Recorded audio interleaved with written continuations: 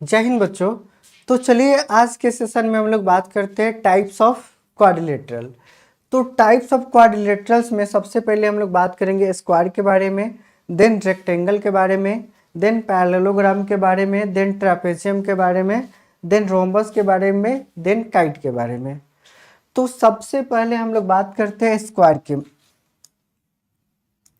Square के बारे में तो सबसे पहले स्क्वायर क्या होता है, चारों साइड्स इक्वल होता है। स्क्वायर में चारों साइड्स इक्वल होता है।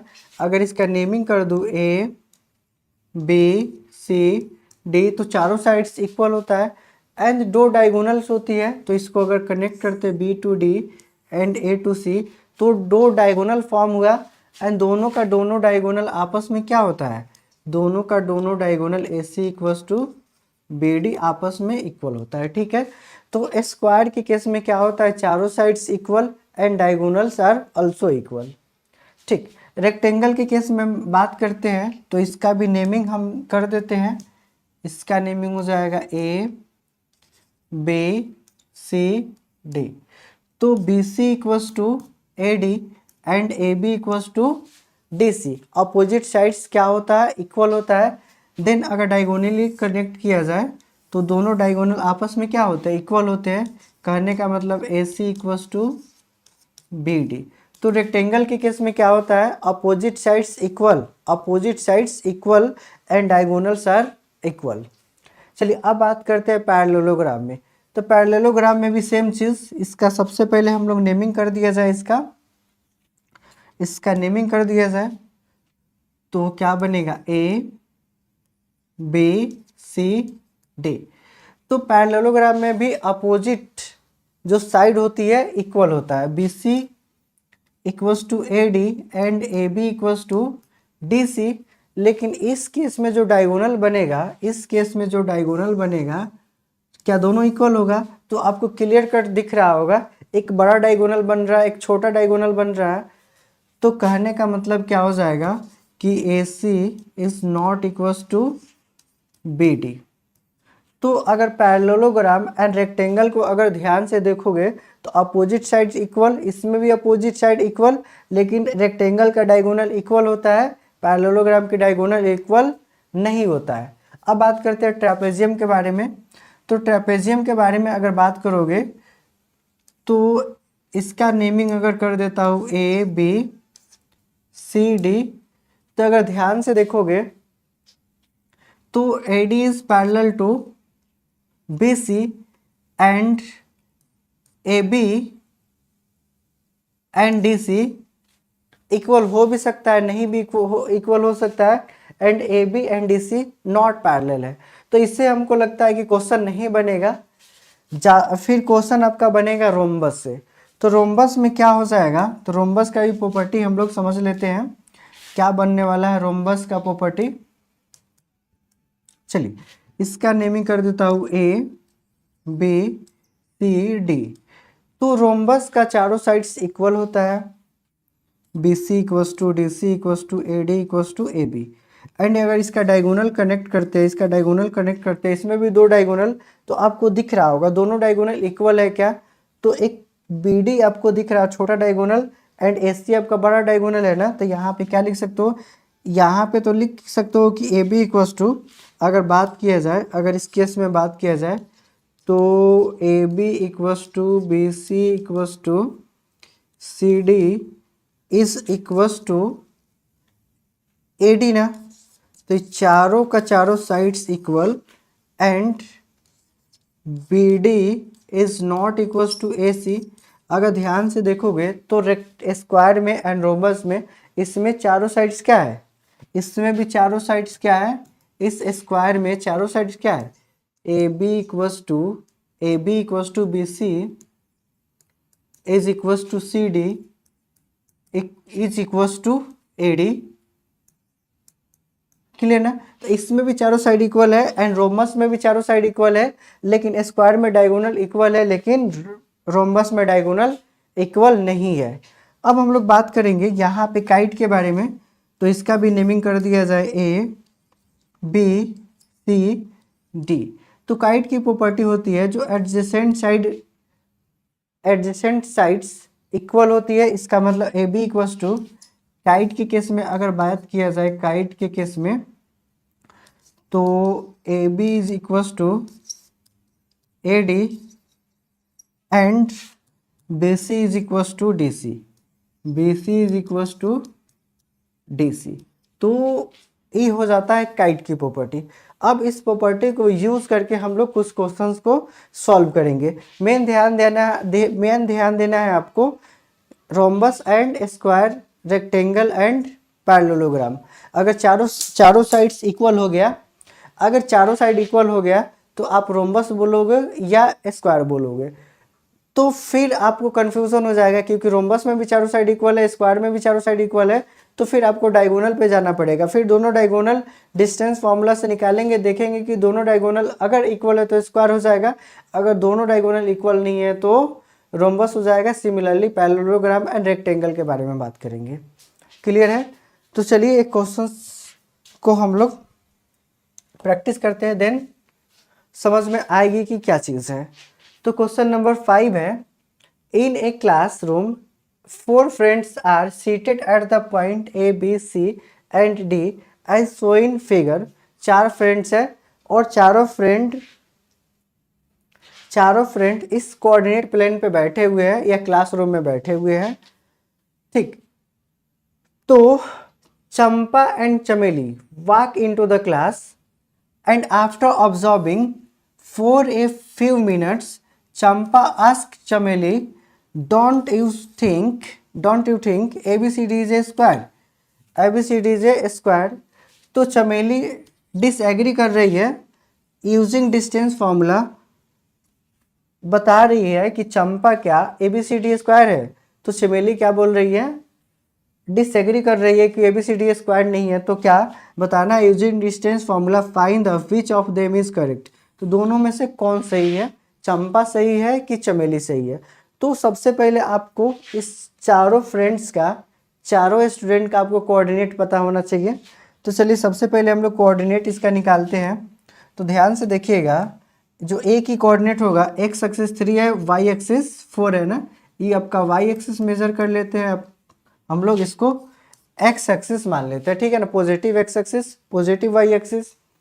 चलिए, तो ए के जो कोऑर्डिनेट होगी, यहाँ पे ध्यान से देखोगे तो ए की कोऑर्डिनेट होगी 3 एंड 4। उसी तरह सी की कोऑर्डिनेट होगी 9,4 एंड बी की कोऑर्डिनेट होगा 6,7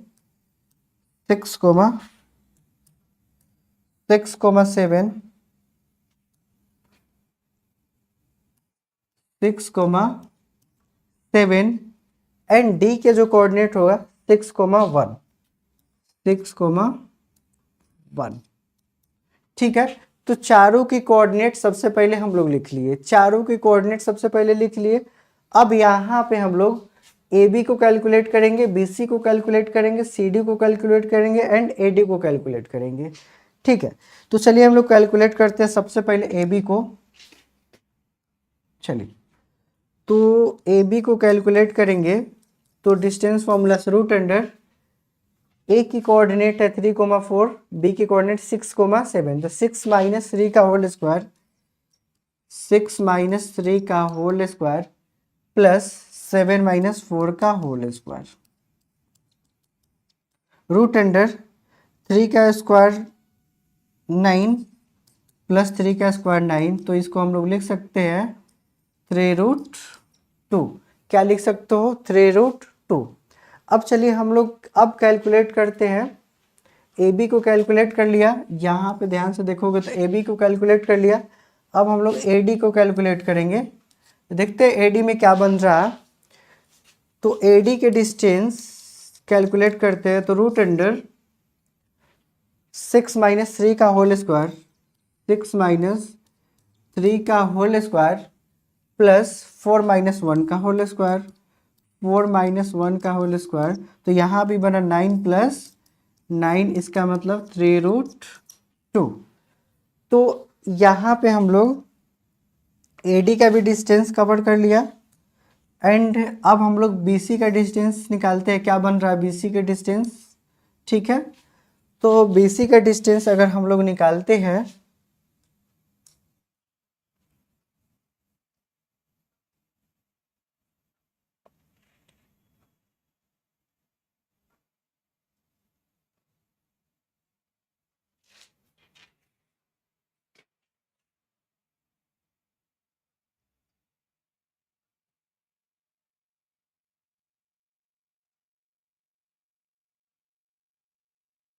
C इक्वल्स टू बनेगा रूट अंडर इसको हम लोग कनेक्ट कर देते हैं, इसको हम लोग कनेक्ट कर देते हैं, तो यहाँ से हम लोग को BC निकल जाएगा ना। तो BC बनेगा 9 माइनस 6 का होल स्क्वायर, 9 माइनस 6 का होल स्क्वायर प्लस 4 माइनस 7 या 7 माइनस 4 की होल स्क्वायर। तो यहाँ पे बन रहा है 3 का स्क्वायर 9 प्लस 3 का स्क्वायर 9, इसका मतलब 3√2। यहाँ भी क्या बना 3√2। अब हम लोग कैलकुलेट करते हैं CD का डिस्टेंस। अब हम लोग कैलकुलेट करते हैं CD का डिस्टेंस। तो ध्यान दीजिएगा CD क्या मिल रहा है हम लोगों को, CD क्या मिल रहा है रूट अंडर 9 माइनस 6 का होल स्क्वायर, 9 माइनस 6 का होल स्क्वायर प्लस 4 माइनस 1 का होल स्क्वायर, 4 माइनस 1 का होल स्क्वायर, इसका मतलब 9 प्लस 9, यहाँ भी मिला 3√2। इसका मतलब चारों साइड्स यहाँ पे ध्यान से देखोगे, ए भी मिला 3√2, यहाँ पे अगर ध्यान से देखोगे प्लस 9 इक्वल्स टू 3√2, तो ए बी मिला 3√2, AD मिला 3√2, BC मिला 3√2 एंड CD भी मिला 3√2। इसका मतलब चारों साइड क्या हो गया इक्वल हो गया। क्या लिख सकते हो यहाँ पे AB equals to BC equals to CD equals to AD। इसका मतलब चारों जो फ्रेंड बैठे हैं किस पे बैठे हैं, या कह सकते हो जो चारों फ्रेंड ध्यान से देखोगे तो स्क्वायर के कॉर्नर पे बैठे हैं, इस तरह बोल सकते हो ना। तो ABCD इज ए क्या बन गया, ABCD इज ए स्क्वायर। इसका मतलब कौन सही हुई, इसका मतलब कौन सही हुई, तो यहाँ पे ध्यान से देख सकते हो चंपा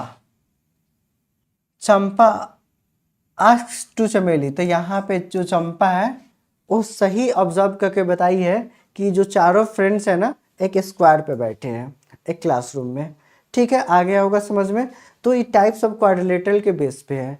यहाँ पे अगर स्क्वायर बोल दिया गया है तो अब इसमें डायगोनल चेक करने की ज़रूरत आपको नहीं है। अगर बोला जाता टाइप्स ऑफ क्वाड्रिलेटरल तब डायगोनल चेक करते हैं, क्योंकि ये तो चारों साइड इक्वल है तो रोम्बस भी हो सकता है स्क्वायर भी हो सकता है, फिर डायगोनल पे डिसाइड होता है कि रोम्बस है कि स्क्वायर है। चलिए बात करते हैं नेक्स्ट क्वेश्चन पे।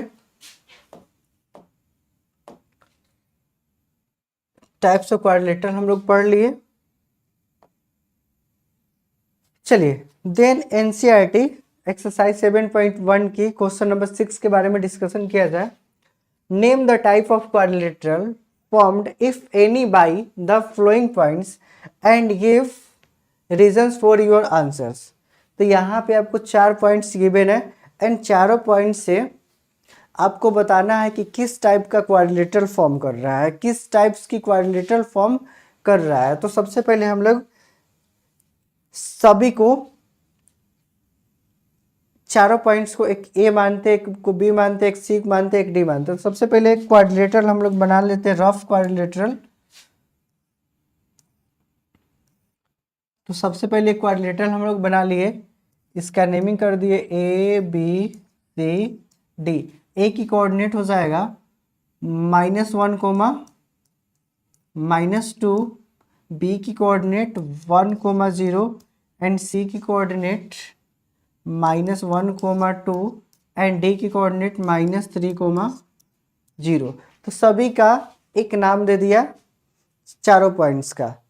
ठीक, तो सबसे पहले चलिए हम लोग ए बी को कैलकुलेट करते हैं। ए बी को कैलकुलेट करेंगे डिस्टेंस फॉर्मूला यूज करके। देन -1 का होल स्क्वायर, -1 की होल स्क्वायर प्लस -2 -0 की होल स्क्वायर क्या बनेगी, तो -1 -2 के होल स्क्वायर 4 + 4 4 + 4 इसका मतलब 8। इसको क्या लिखोगे, 2√2। क्या लिखोगे, 2√2। चलिए अब हम लोग कैलकुलेट करते हैं BC को। तो BC भी कैलकुलेट करेंगे डिस्टेंस फॉर्मूला से। तो -1 की होल स्क्वायर, -1 की होल स्क्वायर प्लस 2 - 0 की होल स्क्वायर, 2 - 0 की होल स्क्वायर तो बनेगा √अंडर -1 तो क्या बनेगा, -2। तो -2 के होल स्क्वायर 4 + 4, तो यहाँ भी बना 2√2।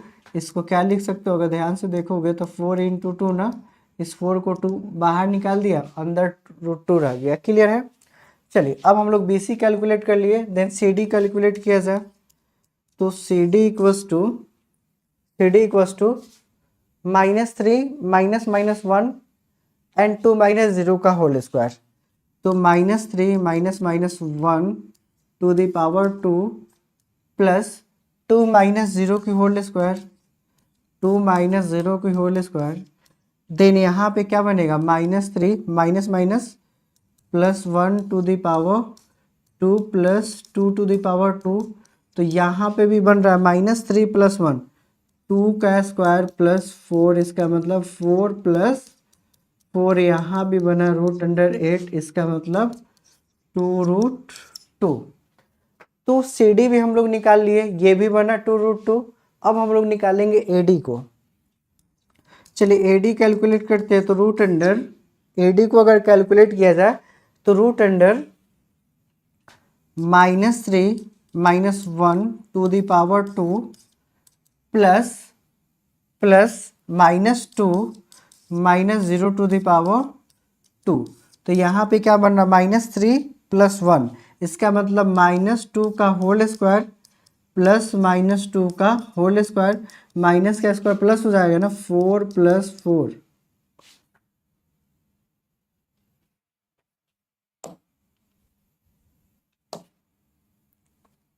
4 + 4 यहाँ भी बना 2√2, यहाँ भी बना 2√2। तो अब ध्यान दीजिएगा जरा, चारों का चारों साइड मिला आपको 2√2। तो स्क्वायर भी हो सकता है, रोम्बस भी हो सकता है। अब बताना है कि स्क्वायर है कि रोम्बस है। अब आपको डायगोनल चेक करना पड़ेगा। तो चलिए सबसे पहले हम लोग चेक करते हैं BD को। तो BD क्या बन रहा है, √अंडर -3 -1 का होल स्क्वायर, -3 -1 का होल स्क्वायर प्लस 0 - 0 का होल स्क्वायर, 0 - 0 का होल स्क्वायर। तो बन रहा है -3 -1 -4 -4 का होल स्क्वायर क्या बन जाएगा, 4 -4 का स्क्वायर 16 + 0, तो क्या बना 16, इसका मतलब बना 4। अब हम लोग कैलकुलेट कर लेते हैं। अब हम लोग कैलकुलेट कर लेते हैं AC को। कैलकुलेट कर लेते हैं AC को। चलिए AC कैलकुलेट करते हो तो दूसरा diagonal √under -1 -1 -1 to the power 2 plus -2 की होल स्क्वायर, -2 की होल स्क्वायर। तो ध्यान से देखोगे तो -1 और ये माइनस और माइनस मिलके क्या बन जाएगा, प्लस। तो -1 + 1 की whole square plus -2 -4 to the power 2।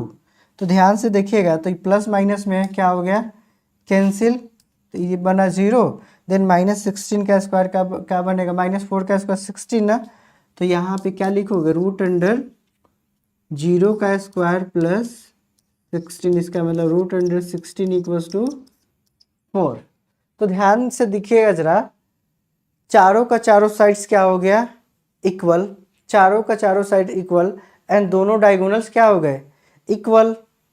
तो अब हम इसको क्या बोलेंगे, तो कौन सा क्वाड्रिलेटरल है, तो ये आपका स्क्वायर है। क्या है आपका, स्क्वायर है। तो चलिए हम लोग लिखते हैं इसको, sides and diagonals are equal, hence all sides and diagonals are equal,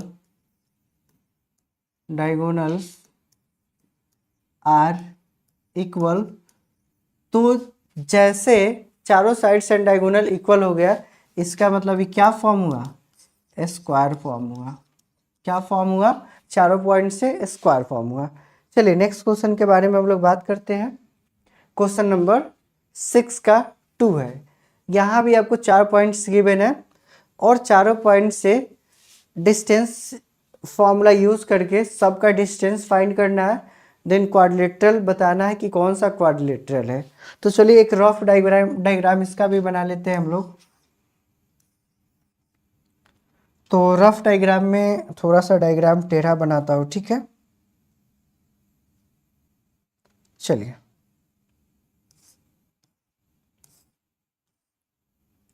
A B C D, ए की कोऑर्डिनेट हम लोग मेजर करते हैं -3,5, बी की कोऑर्डिनेट 3,1 एंड सी की कोऑर्डिनेट 0,3 एंड डी की कोऑर्डिनेट -1 -4। ठीक है, अब हम लोग कैलकुलेट करते हैं सबसे पहले ए बी को। सबसे पहले हम लोग कैलकुलेट करते हैं ए बी को। चलिए ए बी को कैलकुलेट करेंगे रूट अंडर -3 -3 की होल स्क्वायर प्लस 5 - 1 की होल स्क्वायर, 5 - 1 की होल स्क्वायर। देन फाइनली यहाँ पे ए बी क्या बना, तो A B equals to root under -3 -3 36, -6 का होल स्क्वायर का मतलब है 36, देन प्लस 5 - 1 4, 4 का स्क्वायर 16।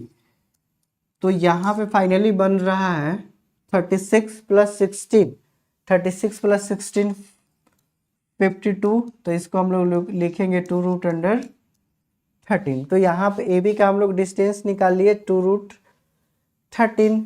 चलिए अब हम लोग निकालते हैं बी सी का डिस्टेंस। तो B C equals to root under 3 - 0 का होल स्क्वायर प्लस 3 - 1 का होल स्क्वायर, 3 - 0 का होल स्क्वायर प्लस 3 - 0 का होल स्क्वायर प्लस 3 - 1 का होल स्क्वायर। इसका मतलब 3 का स्क्वायर 9 प्लस 2 का स्क्वायर 4। यहाँ पे मिला रूट अंडर 13। क्या मिला, रूट अंडर 13। तो बी सी का जो डिस्टेंस मिला हम लोगों को रूट अंडर 13। चलिए अब हम लोग सी डी को निकालते हैं। तो सी डी यहाँ पे क्या बन रहा है, रूट अंडर -1 - 0 का होल स्क्वायर, -1 - 0 का होल स्क्वायर प्लस -4 - 3 का होल स्क्वायर, -4 - 3 का होल स्क्वायर। ठीक है, चलिए अब यहाँ पे चलिए देखते हैं इसको। तो -1 - 0 का होल स्क्वायर मतलब 1 प्लस -4 एंड -3 -7 का होल स्क्वायर 50। तो यहाँ पे क्या बना, रूट अंडर 51। क्या बना, रूट अंडर 51। चलिए अब सी डी कैलकुलेट कर लिए। अब हम लोग कैलकुलेट करते हैं ए डी को। तो ए डी को कैलकुलेट करने के लिए रूट अंडर -3 -1 की होल स्क्वायर, -3 -1 की होल स्क्वायर प्लस 5 -4 की होल स्क्वायर या -4 -5 की होल स्क्वायर। तो ज़्यादा बेटर है -4 -5 की होल स्क्वायर लिखना।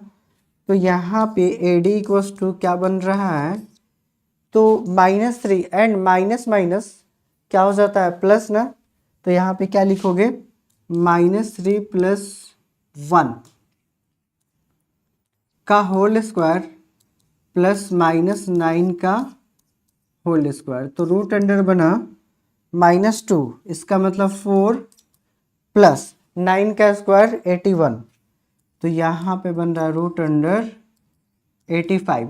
तो अब ध्यान से बताइएगा ज़रा, A B B C C D और ए डी क्या इक्वल है? क्या इक्वल है? तो बिल्कुल इक्वल नहीं है। तो कौन सा क्वाड्रिलेटरल बनेगा?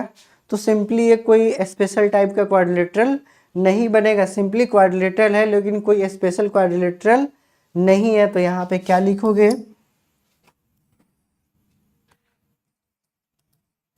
Since A B not equals to B C not equals to C D not equals to A D. ठीक है,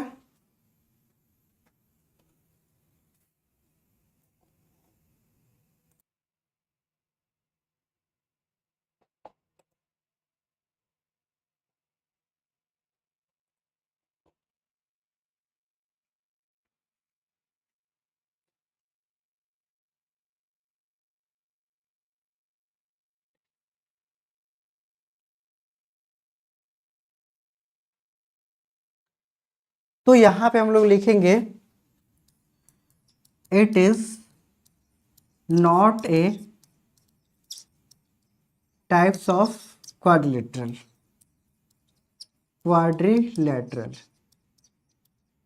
लेटरल। ठीक है, यहाँ पे एक मिस्टेक हो गई है, इसको आप सुधार लीजिएगा। यहाँ पे हम लोग लिखेंगे, क्या लिखेंगे? 49 एंड इसको ऐड करेंगे तो रूट अंडर 50। तो चारों साइड्स में से कोई साइड्स इक्वल नहीं है, इसका मतलब हम लोग बोलेंगे it is a not a type of quadrilateral. चलिए, इस 6 का थर्ड पार्ट है। यहाँ भी हम लोगों को 4 पॉइंट्स गिवन है, यहाँ भी हम लोगों को 4 पॉइंट्स गिवन है। तो एक हम लोग रफ डायग्राम यहाँ भी इसका बना लेते हैं। ए बी सी डी, ए की कोऑर्डिनेट 4,5, बी की कोऑर्डिनेट 7,6 एंड सी की कोऑर्डिनेट 4,3 एंड डी की कोऑर्डिनेट 1,2 हम लोग मान लिए। ठीक है, अब यहाँ पे हम लोग डिस्टेंस फॉर्मूला यूज करेंगे। सबसे पहले हम लोग ए बी को कैलकुलेट करेंगे। ठीक है, तो सबसे पहले हम लोग ए बी को कैलकुलेट कर लेते हैं। रूट अंडर 7 - 4 का होल स्क्वायर, 7 - 4 का होल स्क्वायर प्लस 6 - 5 का होल स्क्वायर, 6 - 5 का होल स्क्वायर, यहाँ पे बना 3 का whole square 9 plus 1 root under 10। तो हम लोग यहाँ पे ए बी को कैलकुलेट कर लिए, क्या मिला? Root under 10। चलिए अब हम लोग बी सी को कैलकुलेट करते हैं। तो B C equals to root under 7 - 4 का होल स्क्वायर प्लस 6 - 3 का होल स्क्वायर, 7 - 4 का होल स्क्वायर प्लस 6 - 3 का होल स्क्वायर, इसका मतलब 3 का square 9 plus 9, 9 plus 9 root under बना 18, रूट अंडर 18। अब हम लोग कैलकुलेट करते हैं सी डी को। चलिए सी डी को कैलकुलेट करेंगे तो क्या मिलेगा? सी डी 4 - 1 का होल स्क्वायर, 4 - 1 का होल स्क्वायर प्लस 3 - 2 का होल स्क्वायर, 3 - 2 का होल स्क्वायर। तो 4 - 1 9 का, 3 का स्क्वायर 9 प्लस 1, तो यहाँ पे बना रूट अंडर 10, यहाँ पे बना रूट अंडर 10। एंड हम लोग फाइनली ए डी को कैलकुलेट करते हैं। तो रूट अंडर 4 - 1 का होल स्क्वायर, 4 - 1 का होल स्क्वायर प्लस 5 - 2 का होल स्क्वायर, 5 - 2 का होल स्क्वायर, तो क्या बना? 3 का स्क्वायर 9 प्लस 9 रूट अंडर 18। तो ध्यान से जब यहाँ पे देखिएगा तो ए बी का डिस्टेंस सी डी के इक्वल हो गया एंड ए बी का डिस्टेंस सी डी के इक्वल हो गया, बी सी का डिस्टेंस ए डी के इक्वल हो गया। तो ये रेक्टेंगल हो सकता है, नहीं तो पैरेललोग्राम हो सकता है। अब हम लोग चेक करेंगे डायगोनल से हम लोगों को पता चलेगा कि रेक्टेंगल है कि पैरेललोग्राम है। ठीक है, चलिए अब हम लोग कैलकुलेट करते हैं BD को। तो BD को कैलकुलेट करेंगे 7 माइनस 1 का होल स्क्वायर, 7 माइनस 1 का होल स्क्वायर प्लस 6 माइनस 2 का होल स्क्वायर, 6 माइनस 2 का होल स्क्वायर, तो रूट अंडर 6 का स्क्वायर प्लस 4 का स्क्वायर, 6 का स्क्वायर प्लस 4 का स्क्वायर, 36, 36 प्लस 16, 36 प्लस 16 52। एंड हम लोग कैलकुलेट कर लेते AC का डिस्टेंस, तो AC इक्वल्स टू 4 माइनस 4 का स्क्वायर प्लस 5 माइनस 3 का होल स्क्वायर, 4 माइनस 4 की होल स्क्वायर प्लस 5 माइनस 3 का होल स्क्वायर ना, 3 का होल स्क्वायर, तो ये तो हो गया आपका 0 प्लस 4, इसका मतलब 4 आ गया, इसका मतलब 2, इसका मतलब क्या बन रहा है 2 ना। तो यहाँ पे फाइनली दिख रहा है क्या, ध्यान देंगे दोनों डायगोनल इक्वल नहीं है, दोनों डायगोनल जब इक्वल नहीं है इसका मतलब पैरेललोग्राम बनेगा ना। तो यहाँ पे लिख सकते हो since AB equals to CD and AB equals to CD, AB equals to CD and AD equals to BC, opposite sides क्या हो गया equal. also AC is not equals to BD, तो ABCD इज ए पैरेललोग्राम, क्या बोल सकते हो ABCD is a parallelogram, ABCD is a parallelogram। आ गया समझ।